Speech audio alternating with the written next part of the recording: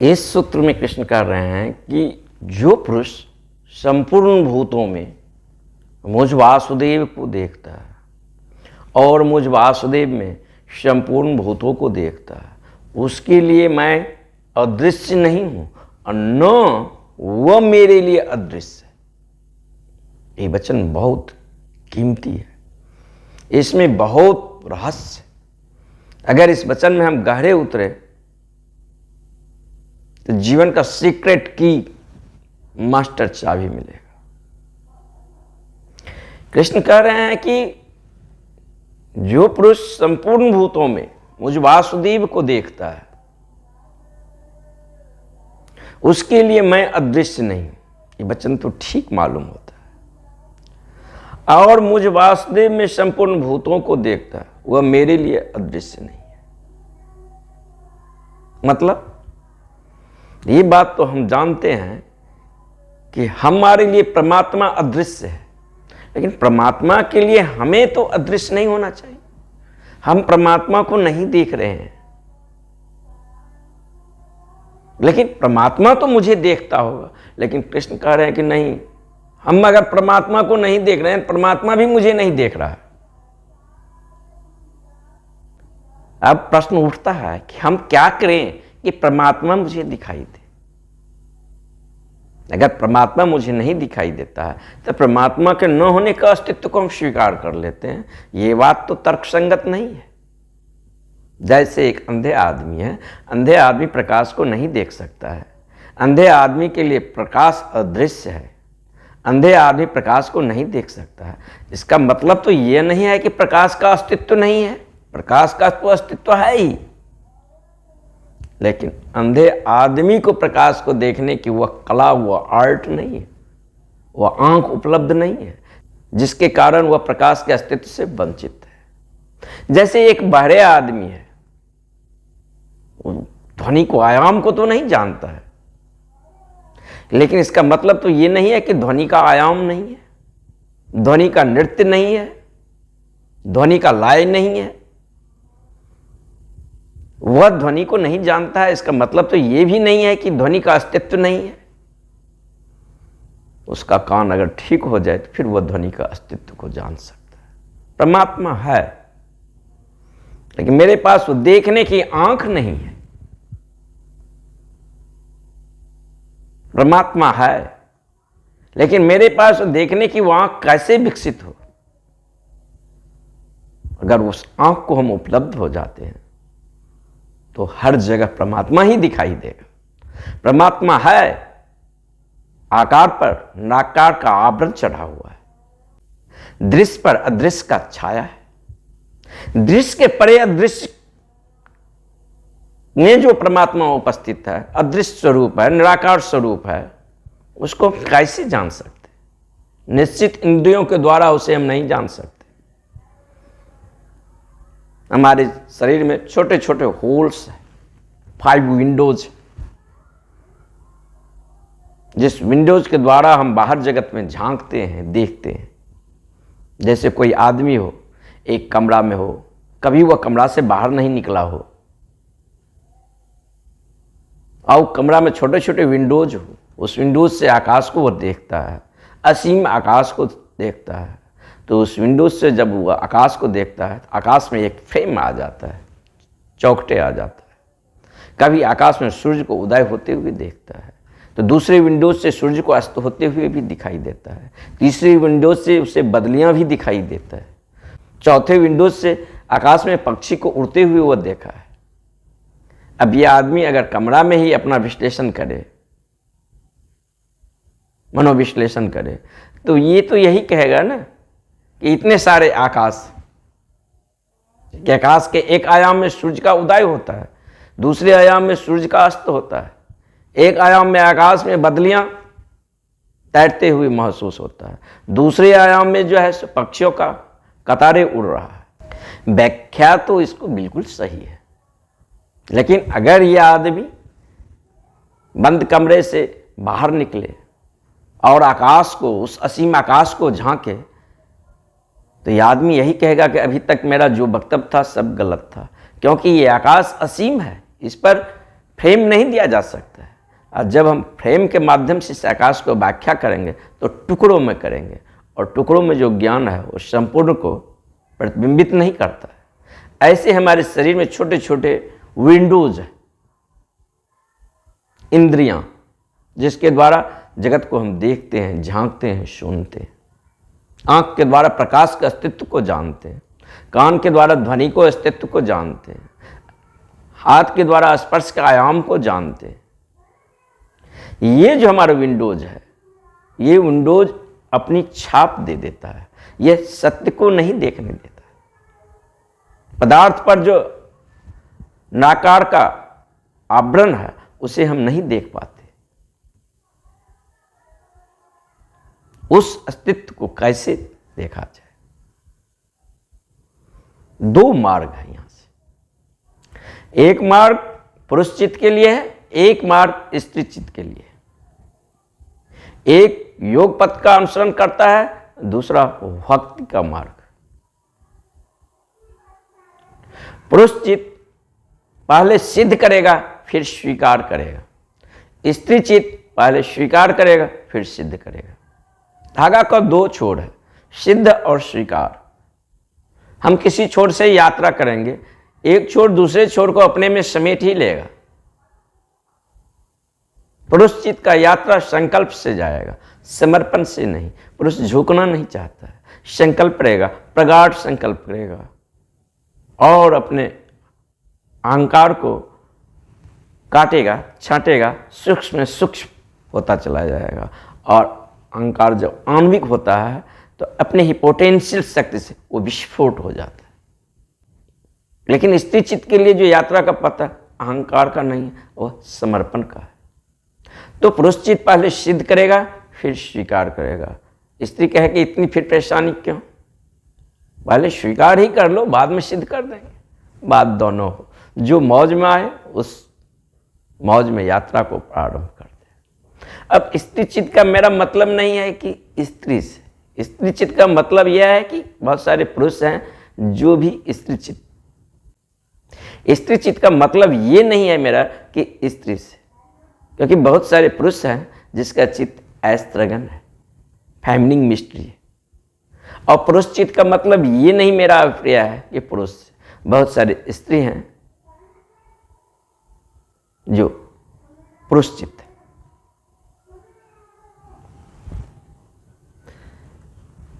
तो मार्ग क्या होगा? स्त्री चित्त जो यात्रा करेगा उसका यात्रा पर से आएगा स्व में, और पुरुष चित्त जो यात्रा करेगा स्व से होकर उसके यात्रा पर में जाएगा। दोनों का गेस्टाल्ट अलग है देखने का। पुरुष का माइंड जो है लीनियर है, स्त्री का माइंड सर्कुलर है।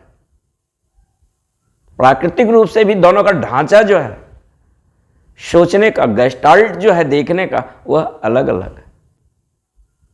पुरुष के सारे उत्सुकता दूर में है कि अमेरिका में क्या हो रहा है, वियतनाम में क्या हो रहा है, लेकिन स्त्री का जो उत्सुकता है वो अपने आसपास पड़ोस में हो रहा है। वो अपने बच्चे में उत्सुक है, अपने पति में उत्सुक है, अपने माँ में उत्सुक है। उसका सुख आएगा तो पर केंद्र से होगा, और पुरुष का जो सुख आएगा स्व केंद्र से होगा। पर केंद्र का मतलब स्त्री अपने पति को सेवा कर लेती है, खाना खिला लेती है, अपने बच्चे को खाना खिला लेती है, वो परितृप्त हो जाती है। अब वो खाना न भी खाए तो कोई बात नहीं, इतनी संतोष, इतने परितृप्त मिलता है जो स्वयं को खाने से हुआ परितृप्त, हुआ आनंद को अनुभव नहीं होगा। इसीलिए स्त्री परजीवी होते हैं और पुरुष जो है स्वजीवी होते हैं। उसका आनंद दूसरे के धूप से नहीं आएगा, पहले वह स्वयं परितृप्त होगा, आनंद को उपलब्ध होगा, अब उसके पास अतिरिक्त सुख और आनंद होगा तो दूसरे को भी बांटेगा। वास्तव में हमारे पास जो होगा वही तो हम दूसरे को देंगे। हमारे पास दुख और संताप और पीड़ा है तो दूसरे को हम क्या देंगे? दुख, संताप और पीड़ा ही देंगे। तो पहले दूसरे को देने निकलें, इससे पहले देख लें कि मेरे पास है क्या। मित्रता हो तब न दूसरे को मित्रता का निमंत्रण दें, सुख हो तब न दूसरे को सुख को निमंत्रण दें। सुख ही नहीं है तो दूसरे को सुख को निमंत्रण कैसे दे सकते? दोनों की यात्रा का पथ अलग अलग है। स्त्री चित्त यानी भक्त मार्ग जो यात्रा करेगा तो वह पर में, पहले संपूर्ण भूतों में आकार पर जो निराकार का आवरण है उसे वो देखने की कोशिश करेगा, परमात्मा को, उस वासुदेव को, श्री कृष्ण को देखेगा। जब वो सब में दिखाई देगा तो अंततः यह सिद्ध होगा उसे वो शून्य में ही दिखाई देगा। लेकिन पुरुषचित धारा का विपरीत, पुरुष पहले शून्य में देखेगा, वो योग करेगा, साधना करेगा, अपने को पुरस्कृत करेगा और अपने अतल खाइयों में उतरेगा जानने के लिए मैं कौन हूं। जब वो अपने भीतर उस दृष्टा को, उस देखने वाले को, वो नोअर को, द कैपेसिटी ऑफ नोइंग, वो जो जानने वाले हैं उसको आत्मसात कर लेता है, संपूर्ण भूतों में उसे वही वासुदेव और श्री कृष्ण दिखाई देता है। याद रहे कि जब कृष्ण कहते हैं कि मुझे वासुदेव को, मुझ कृष्ण को, तो वह अपने को स्थूल शरीर से नहीं बांधते।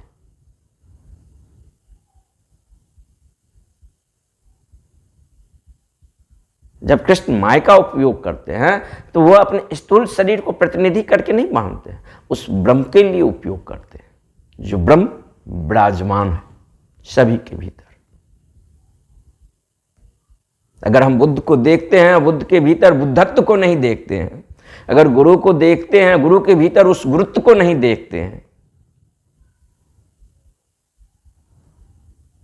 तो हमारा दृश्य जो है स्थूल है, हमारा दृश्य सूक्ष्म नहीं हुआ है, अभी देखने की गेस्टाल्ट को हम उपलब्ध नहीं हुआ है। जिस दिन गुरु के भीतर वह गुरुत्व दिखाई देता है, जिस दिन कृष्ण के भीतर जो कृष्ण चेतना प्रकट हुआ है, जिसके कारण कृष्ण कृष्ण हुआ है, वह दिखाई दिया है, उस दिन आकार विसर्जन हो जाता है और निराकार ही दिखाई देता है। या इसे ऐसे समझें कि एक नदी है, नदी में छोटे छोटे मटके हैं, पानी भरा हुआ है, उसमें हिलडोल हो रहा है, कंपन हो रहा है।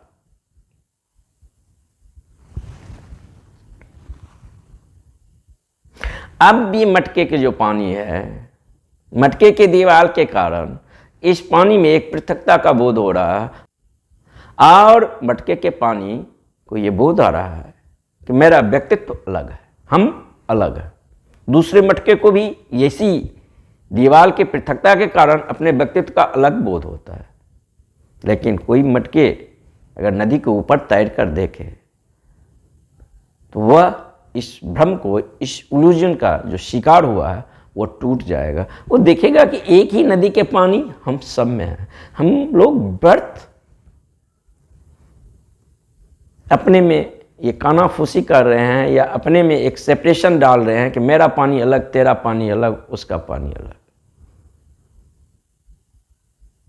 वो विसर्जित हो जाएगा। हम जब चौथे शरीर में आते हैं तो हमें दिखाई देता है कि ये जो हमारे पास सेपरेशन है, पृथकता है, और रूप पर जो रूप का आवरण चढ़ा हुआ है, अदृश्य पर जो दृश्य दिखाई देता है, यह तिरोहित हो जाता है।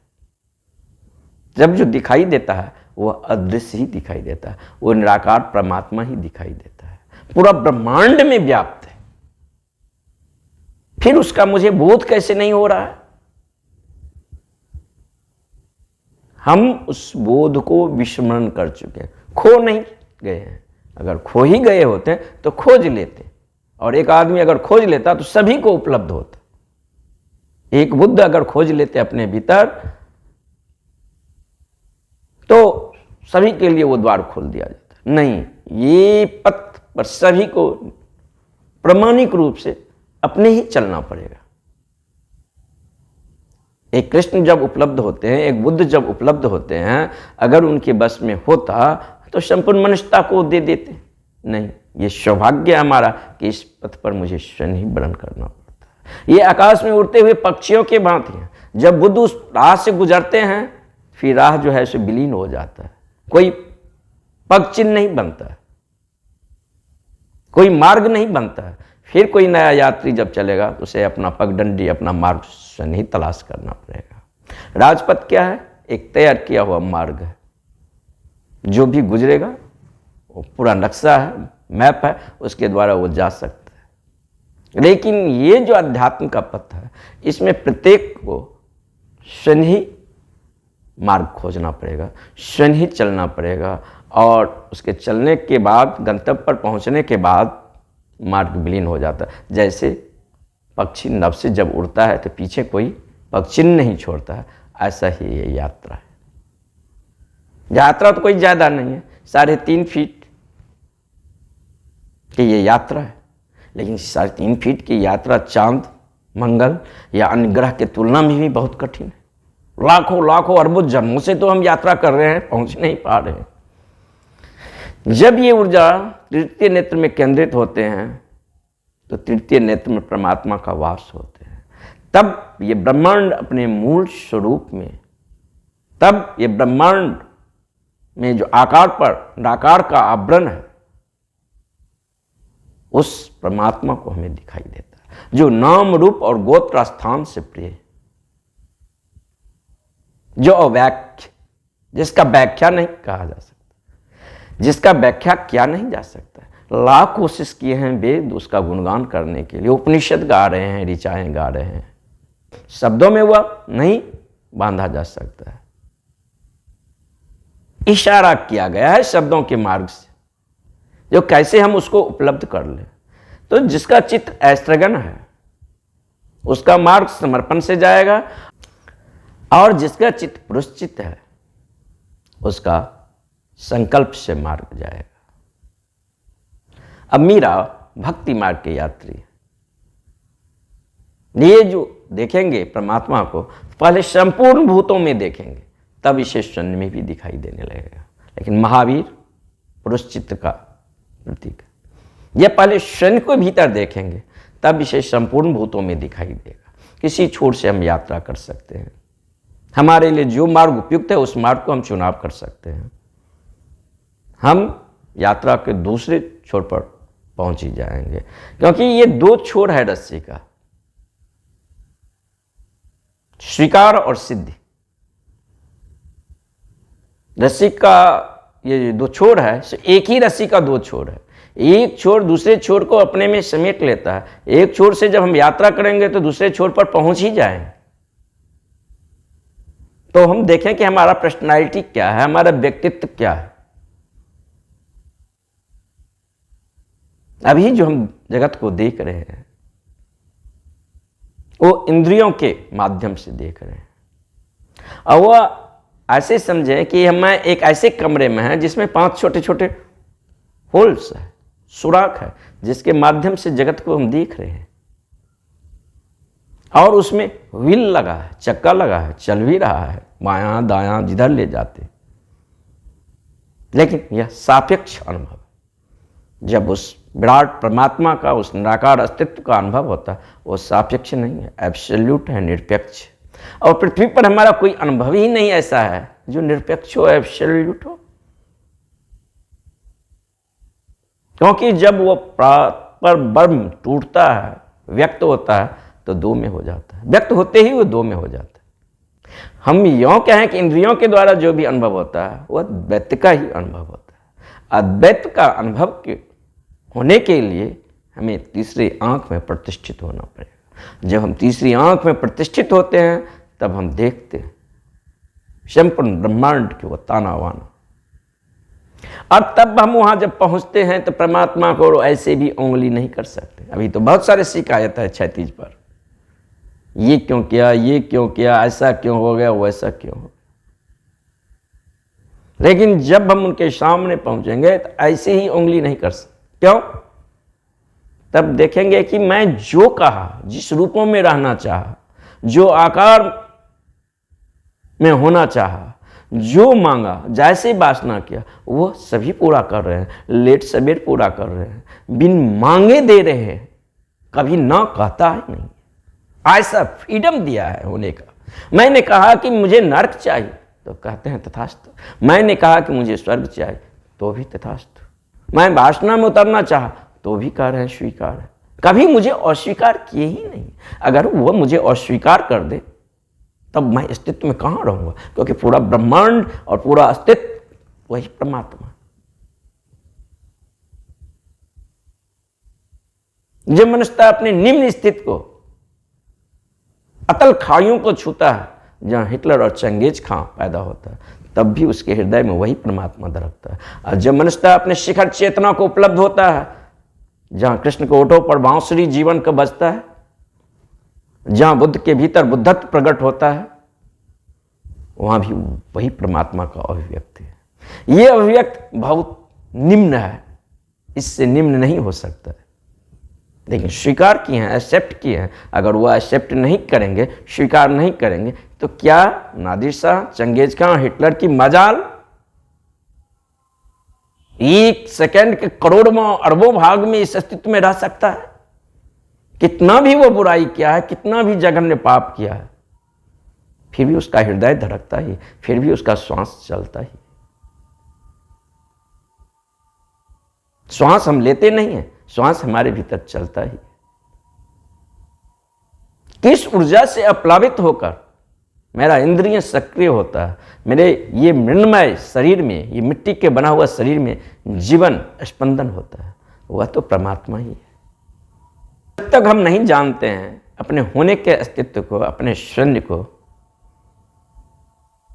तब तक जीवन में दुख, संताप और पीड़ा है।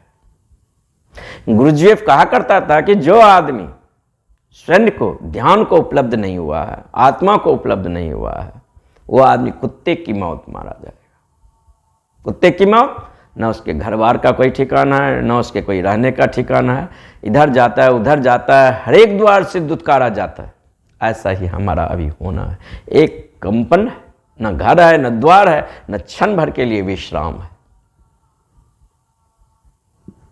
उठते हैं सुबह, कंपनों का शिकार होते हैं, रात्रि विश्राम में जाते हैं, फिर भी कंपनों का शिकार होते हैं, कंपनों में डोलते हैं, कभी सुख का तो कभी दुख का, कभी प्रीतिकर का कभी अप्रीतिकर का, कभी अनुकूल तो कभी प्रतिकूल।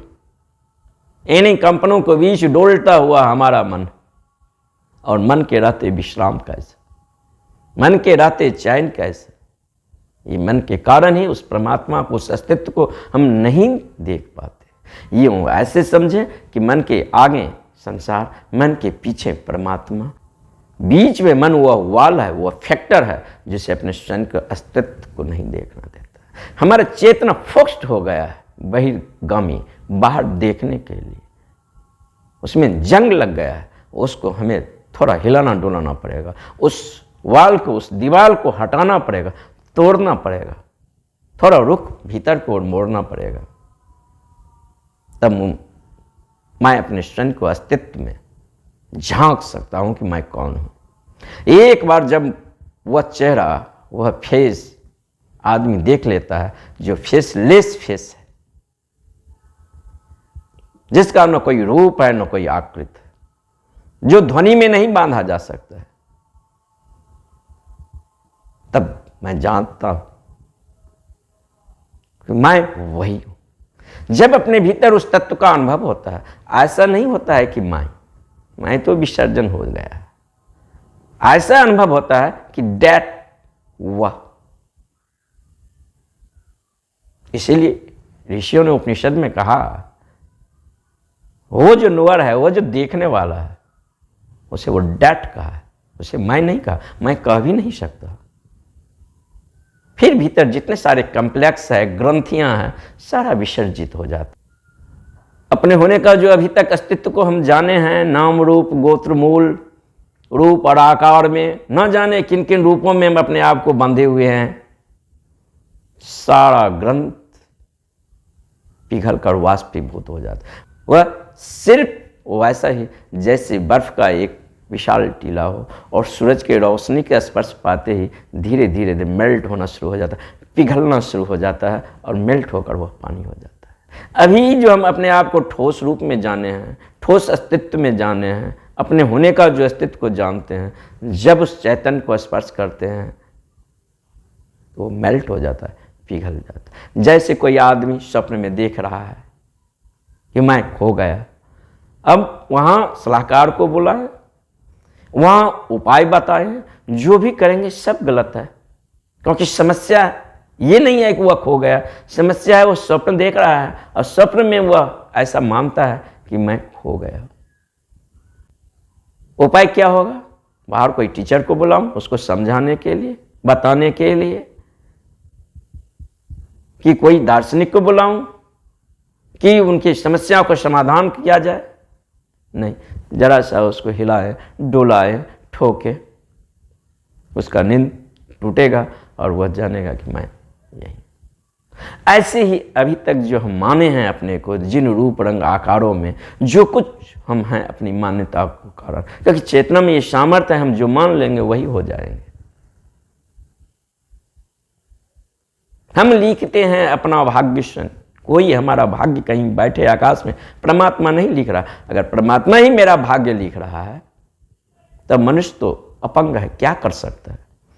तब तो उसको करने का कोई सामर्थ्य ही नहीं, क्योंकि मैं कुछ करूंगा फिर वह कल मेरा भाग्य दुर्भाग्य में परिवर्तित कर दे।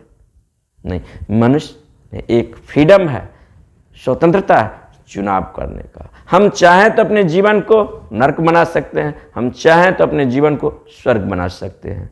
हम जो चाहेंगे वही होगा, ये हमारा गौरव भी है। और अन्य चीजों में मनुष्य स्वतंत्र हो या न हो, लेकिन चुनाव करने के लिए वह स्वतंत्र है। गीता इंसाइक्लोपीडिया है, ऐसा कोई मनुष्य नहीं है, मनुष्य का ऐसा कोई टाइप्स नहीं है जिसके लिए गीता में कोई मार्ग नहीं। शिक्षा शास्त्र कहते हैं कि अच्छे शिक्षक वही है जो क्लास में पढ़ा रहे हैं, वह क्लास में अंतिम वर्ग के बच्चों को ध्यान में रखकर पढ़ा रहे हैं। क्योंकि अगर वह बच्चा समझ जाता तो सब समझ जाएगा। दो तरह के टीचर हुए हैं, एक जब उस शिखर चेतना को उपलब्ध हुए हैं तब वह वहीं से बोले, लेकिन उनका बोलना हमारे लिए कोई काम का नहीं है। एक टीचर ऐसा है जब वो शिखर चेतना को उपलब्ध हुए हैं तो सत्य क्या है इसका वह प्रवाह नहीं किए हैं, क्योंकि संवाद तो वह घाटी से कर रहे हैं। घाटी में हमारा स्थिति क्या है, उनको सत्य का प्रवाह नहीं है कि सत्य को मैं व्याख्या ठीक से नहीं कर रहा हूं। उनको प्रवाह है मेरा, मुझे कैसे फुसलाया जाए, मुझे कैसे धक्का दिया जाए, मैं कैसे गति को उपलब्ध हो जाऊं, कैसे मार्ग पर आ जाऊं, कैसे यात्रा पर निकल जाऊं। इसके लिए जो कुछ भी जरूरी है बुनियादी फाउंडेशन, तो सत्य को चिंता नहीं करते हैं, वो हमें चिंता करते हैं। हम स्वास्थ्य को उपलब्ध कैसे हो जाए, हमारे भीतर वो आंख कैसे विकसित हो जाए। एक बार जब उसके भीतर वो आंख विकसित हो जाता है फिर गुरु को धन्यवाद देता है। धन्यवाद इसलिए देता है कि वही अच्छे गुरु हैं जो घाटी से संवाद करने का कला जानता है। जो घाटी से शिष्य से संवाद करने के तरीका नहीं जानता है वो गुरु उपयोगी नहीं। वो जान लिए, अब उनका बोलना न बोलना के बराबर है, क्योंकि अगर वो दूसरे के लिए उपयोगी नहीं है, घाटी के लिए उपयोगी नहीं है। और याद रखें कि शिखर का अस्तित्व बिना घाटी का नहीं होगा। कृष्णमूर्ति बोल रहे हैं, लेकिन कृष्णमूर्ति शिखर चेतना, उनका बोलना घाटी के लिए, लोगों के लिए कल्याणकारक नहीं है। अष्टावक्र बोल रहे हैं, कृष्णमूर्ति अष्टावक्र के मॉडर्न, लेकिन वो शिखर चेतना से बोल रहे हैं, वो सभी को काम नहीं आएगा। क्योंकि अष्टावक्र या कृष्णमूर्ति के सुनने के लिए कबीर, नानक, फरीद तो नहीं जा रहे हैं, पतंजलि तो नहीं जा रहे हैं जो उनको समझेंगे। जब ट्रस्ट या अष्टावक्र या इनको कबीर को सुनने के लिए आते हैं तो मूर्छित, बीमार, अंधे, अपंग व्यक्तित्व आते हैं। और इनके साथ संवाद कैसे किया जाए, यह कैसे समझ जाए, इनको हम कैसे चला दें, गतिमान कर दें। जो सम्राट था वो दीनहीन दरिद्र का जीवन जी रहा है, जिसका स्वभाव ही आनंद था, वह एक एक सुख के लिए तड़प रहा है इंद्रियों के द्वार से। कैसे इसको वो आंख उपलब्ध हो जाए, वो गतिमान कर दे, वो वही अच्छा टीचर है। इसीलिए मार्ग दोनों में से किसी छोर से हो सकता है। पुरुष चित्त का मार्ग स्वयं से जाएगा, स्त्री चित्त का मार्ग पर से जाएगा। स्त्री के लिए भक्ति मार्ग है, पुरुष के लिए योग मार्ग है। और जब एक बार अपने भीतर उस निराकार अस्तित्व को दर्शन हो जाता है, तब संपूर्ण भूतों में उसी का दर्शन होता है। और स्त्री चित्त जब यात्रा करेगा तो एक बार जब संपूर्ण भूतों में उसका दर्शन हो जाता है, फिर अपने भी भीतर उसी का दर्शन हो।